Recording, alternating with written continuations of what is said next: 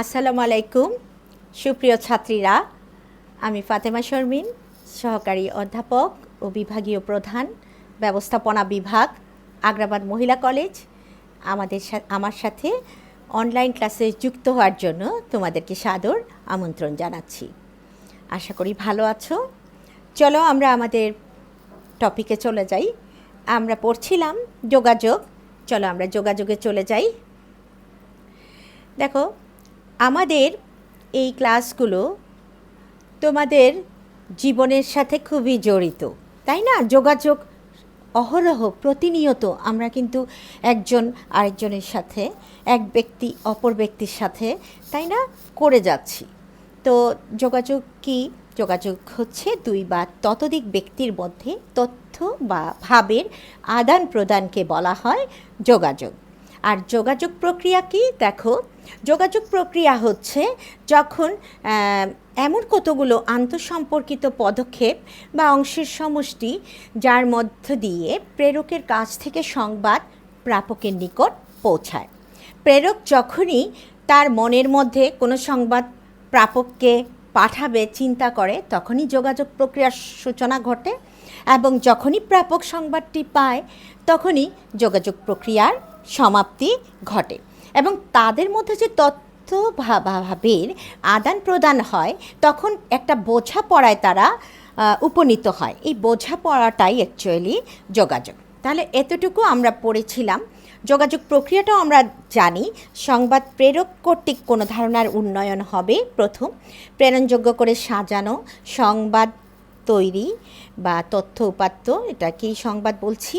মাধ্যম নির্বাচন বা চ্যানেল নির্বাচন, সংবাদ প্রেরণ, প্রাপক কর্তৃক সংবাদটা গ্রহণ করবে, প্রাপক গ্রহণযোগ্য করে সে আবার সাজাবে, সাজিয়ে তার একটা উত্তর, সে ফলাবর্তন বলা হয় যাকে, প্রত্যুত্তর প্রেরকের নিকট পৌঁছাবে। তাহলে এই প্রক্রিয়াটা হচ্ছে কি কতগুলো অংশের সমষ্টি, তাই না? তাহলে আমরা এই প্রক্রিয়াটা যখন আমরা জানি, তার সাথে সাথে আমরা কিছু উপাদান, কম্পোনেন্টস জেনে নিই। আসো আমাদের আজকের পড়ায় যোগাযোগ প্রক্রিয়ার পদক্ষেপ, উপকরণ, অপরিহার্য উপাদান, steps, components, essential elements, communication process. হ্যাঁ, প্রেরক কে? এইটা প্রথম কথা। প্রেরক হচ্ছে ইংরেজিতে যাকে বলে সেন্ডার, যে বা যিনি অন্যের নিকট তথ্য বা সংবাদ প্রেরণ করেন, তিনি কে? তিনিই প্রেরক, তিনিই সেন্ডার, তিনিই যোগাযোগকারী, তিনিই কমিউনিকেটর। তাহলে আমরা প্রথম উপাদান কি? প্রেরক। এরপরে হচ্ছে প্রেরক কর্তৃক কোনো ধারণার উন্নয়ন। প্রেরক কর্তৃক কোনো ধারণার উন্নয়নটাকে developing an idea by the sender, অর্থাৎ প্রেরকের মধ্যে তার সংবাদটা বা তথ্যটা বা সংবাদ বিষয়ে কোনো ধারণার উন্নয়ন, সেটা উপলব্ধি করা, এই উপাদানটাও আমাদের যোগাযোগ প্রক্রিয়ার একটি অন্যতম উপাদান। তারপরে আছে প্রেরণযোগ্য করে সংবাদটাকে সাজানো, যাকে বলা হয় এনকোডিং। এনকোডিং কি? তোমরা এটা জেনে রাখবা। যখনই সংবাদটা প্রেরক এমনভাবে সাজায়, গোছায় যে সংবাদটা আরেকজনের কাছে সে পৌঁছাবে, প্রেরণ করবে।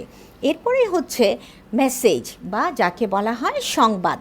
সংবাদটা আরও একটি কম্পোনেন্ট বা যোগাযোগ প্রক্রিয়ার একটি উপাদান, যেটা মেসেজ হিসেবে ইংরেজিতে আমরা জানি কোনো তথ্য উপাত্ত, কোনো কথা, কোনো চিঠি, কোনো ইমেল, এই সংবাদটা সে কী করবে? সাজাবে বা সংবাদটাই প্রেরণ করা হয়, তাই না? দুজনের মধ্যে যোগাযোগের মাঝখানেই আছে আসল বিষয়, সেটা হচ্ছে সংবাদ। এরপরে মাধ্যম নির্বাচন বা কোন মাধ্যমে সংবাদটা বা চ্যানেলে, কোন চ্যানেলে, সিলেকশন মিডিয়া বলে যেটাকে, কোন চ্যানেলে এটা সংবাদটা যাবে। এরপরে হচ্ছে তোমার সংবাদ প্রেরণ, অর্থাৎ ট্রান্সমিশন অফ মেসেজ। এটা একটা অনেক ইম্পর্ট্যান্ট ব্যাপার, ট্রান্সমিশন অফ মেসেজ। এরপরে হচ্ছে প্রাপক, সংবাদটা প্রেরক প্রেরণ করে, প্রাপক রিসিভার বা গ্রহণ করে। তাহলে তোমাকে খকে কিছু জানালো বা কোনো তথ্য দিল, সেটা অ্যাকসেপ্ট করলো, রিসিভ করলো, সে হচ্ছে প্রাপক বা রিসিভার। এরপরের উপাদান হচ্ছে প্রাপক কর্তৃক সংবাদটা গ্রহণ অর্থাৎ রিসিভ করবে, receiving the message by the receiver, receiving the message by the receiver, অর্থাৎ প্রাপক সংবাদটাকে অ্যাকসেপ্ট করে, হ্যাঁ, শোনে, নেয়, বোঝাপড়ার জন্য গ্রহণ করে। তারপরে আসছে গ্রহণযোগ্য করে প্রাপক কী করে সংবাদটাকে সাজায়। এনকোডিং হচ্ছে প্রেরণ, আর সাজিয়ে আবার প্রাপকের কাছে পাঠানোটা হচ্ছে কি কি বলো, ডিকোডিং, ডিকোডিং, হ্যাঁ, এই যে দেখো ডিকোডিং। তাহলে আমরা বুঝতে পারছি প্রেরক সংবাদ পাঠায় প্রাপককে, প্রাপক এটা আবার পাওয়ার পরে গ্রহণযোগ্য করে সাজায়, সাজিয়ে উত্তর প্রদান করে। আর এই উত্তরটাই হচ্ছে এই প্রত্যুত্তর আর কি, হ্যাঁ, কোনো একটি প্রশ্নের উত্তর বলতে পারো, কোনো একটি সংবাদের উপলব্ধি করার পরে সে যখন সাজিয়ে এটা আবার তোমার প্রেরকের কাছে পাঠায়, সেটাকেই বলা হয় ফলাবর্তন। তাহলে ফলাবর্তন প্রক্রিয়ার মধ্য দিয়েই এই যোগাযোগ মডেলটা কি হয়, যোগাযোগ মডেলটা শেষ হয়। তাহলে যোগাযোগ মডেলটায় আমরা প্রথম দেখি যে প্রথমেই প্রেরক, তারপরেই প্রেরণযোগ্য করে কোনো ধারণার উন্নয়ন ঘটায় সে, যে কোন সংবাদটা সে প্রেরণ করবে। প্রেরক কর্তৃক যখন কোনো ধারণার উন্নয়ন হয় সেটা সে উপলব্ধি করে এবং সেটা উন্নয়ন করে, তারপরেই হচ্ছে প্রেরণযোগ্য করে এটা পাঠানো, যেটাকে আমরা এনকোডিং বলি। তারপরে হচ্ছে সংবাদ বা মেসেজ, তারপরে হচ্ছে তোমার মাধ্যম নির্বাচন, মাধ্যম নির্বাচন হচ্ছে চ্যানেল সিলেকশন করতে হবে কি মাধ্যমে সংবাদটা যাবে। তারপরে হচ্ছে সংবাদ প্রেরণ, সংবাদ প্রেরণের পরে প্রাপক এটা রিসিভার হিসাবে সে গ্রহণ করে বা অ্যাকসেপ্ট করে, প্রাপক কর্তৃক সংবাদটা গ্রহণ হয়, গ্রহণ হওয়ার পরে গ্রহণযোগ্য করে আবার প্রাপক এটা সাজায়, সাজিয়ে আবার এটার উত্তর বা প্রত্যুত্তর প্রদান করে। আর এই ব্যাপারটাকে বলা হয় ফলাবর্তন। এটাকে আমরা যোগাযোগ মডেলও বলতে পারি। এই উপাদান বা কম্পোনেন্টসগুলো হচ্ছে যোগাযোগ প্রক্রিয়ার অপরিহার্য উপাদান। তাহলে আমরা আমাদের ক্লাসে আজকে এখানেই শেষ করব। তোমরা যোগাযোগের উপাদানগুলো আজকে জানলে। গত ক্লাসে তোমরা প্রক্রিয়া জেনেছ, যোগাযোগ জেনেছ। আগামী ক্লাসে আমরা আরেকটি ব্যাপারে ফলাবর্তন এলাবোরেটলি পড়ব। তো ভালো থেকো, ততক্ষণ পর্যন্ত সুস্থ থেকো, নিরাপদ থেকো।